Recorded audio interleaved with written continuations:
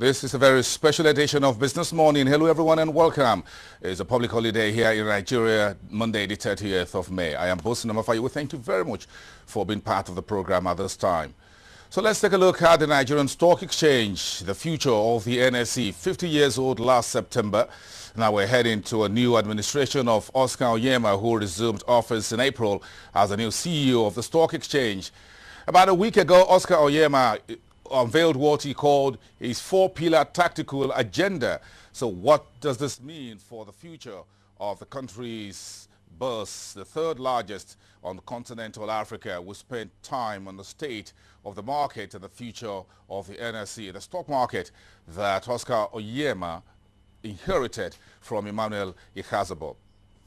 But before we talk about the future, let's talk about where we're coming from. The past 9 months was a very interesting period for the Nigerian Stock Exchange. The intervention of the Securities and Exchange Commission on the 5th of August last year has now been declared unlawful, illegal, reckless and hasty by Justice Mohammed Idris, Federal High Court in Lagos. So the tenure analysis of the man who was the bridge between Ndi Okereke Onyuke and Oscar Onyema, the tenure that lasted just about 9 months and still continuing in other capacity, is what we are examining this morning.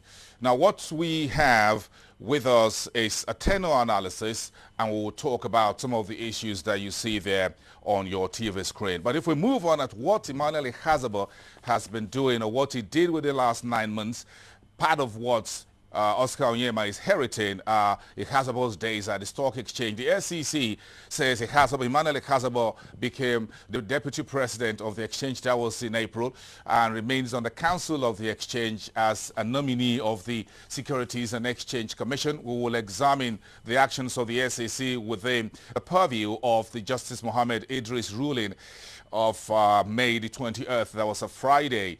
The tutelage that Oscar Onyema is getting under Emmanuel Ikhazoboh until June this year is also on the focus today. Emmanuel Ikhazoboh is now the chairman of the CSCS, and we're asking question, what manner of forensic audit is he conducting in the CSCS, and we have any board approval of the CSCS as a limited liability company for Emmanuel Ikhazoboh to be the chairman of the CSCS. According to sources, Emmanuel Ikhazoboh is still a signatory to the Stock Exchange and the CSCS account. We're getting some stories from the exchange and sources within the Stock Exchange that Ikhazoboh and his team collected a yearly bonus last year. He was in office, was appointed on the 5th of August, so he worked for just 5 months in 2010, but he collected a yearly bonus. We'll look at that. And of course, the trade alert funds, there were stories about the disobedience of a court order that says the status quo should be maintained until there's a resolution between the provider, between the CSCS and the donor net. What's happening there, part of the stories we'll see this morning. And of course, the 3 million naira Mercedes-Benz scam involving Emmanuel Ikhazoboh, that is part of the story that we'll talk about on the program today. We got two individuals who's joining us live in the studio to discuss these and other stories. And from the global place, we have one major story for you. A new stock exchange has been created and starts operating today, the Nigerian Stock Exchange. 3 countries in Latin America says they're setting up a single stock exchange, or they've set it up and is already up and running. Chile, Peru and Colombia formally merged the existing stock exchanges today. If things go on after years of planning, it will be the second largest stock market in Latin America after Brazil. Brazil has about $1.6 trillion market capitalization, and there are analysts saying that Brazil may be eyeing the Nigerian Stock Exchange for a takeover in the very near future. That will increase liquidity in the mineral-rich Andean region. Chile is the world's largest producer of copper. Peru and Colombia have mining companies. This will dominate the exchanges that is coming forward. If Mexico joins this new exchange, it will be a mega one in Latin American countries. So that's the story from around the world. One major story. There's a new stock exchange in the world, in case you are unaware. So we've got to talk to two individuals after the break about the tenure of Emmanuel Ikhazoboh. We'll look at the legal implications of the Justice Mohammed Idris ruling for the man who was the interim head of the Nigerian Stock Exchange for 9 months and some of his actions while he was in office. Let's get at that after the break. It's Business Unusual. It's a special edition of Business Morning this Monday, the 30th of May.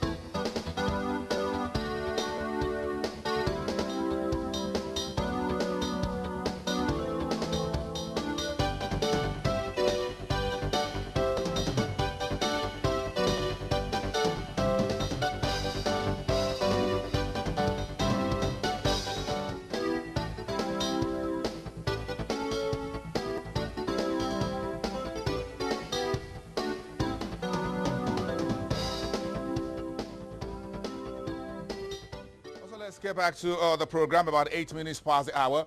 This is a very special edition, this market holiday for Nigeria on the inauguration of and Sunday, that's just yesterday. So let's get on with the guests who are live to us here in the studio to discuss Ikhazoboh's tenure over the last 9 months and what does it mean in the light of Justice Mohammed Idris' ruling of May 20th between Ntiokereke and the Stock Exchange. An attorney at law who was here last week with us here on the program, Ikeji, thank you very much for coming, and we appreciate this your time on this holiday. And of course, the man who you've seen on the program also a number of times, an investor in the markets, Boniface Okeze. Thank you very much, sir. Yeah, my also pleasure. for coming through. Let's start with you, Barrister Ikeji. If Justice Idris ruling, can we use that document